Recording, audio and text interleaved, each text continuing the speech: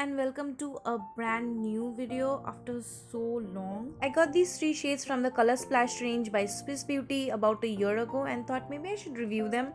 I got these two nudes because I thought they would be perfect for me, but sadly they weren't. You know how little effort Indian brands put on of showing the actual colors of the nail paints on actual nails? Well, that's why I'm swatching these on this video for you. Talking about the formula, it's very thin, it dries quite fast, it will need at least 2 to 3 coats for full opacity.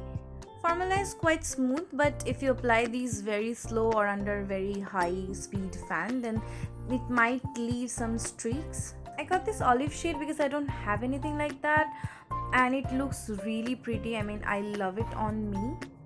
The brush is okay, it's wide but it's small and it has like flat straight edges which might make the application a little tricky, but it's manageable. So that's it for today's video. I'll be posting more reviews and swatches, so I'll see you in the next one.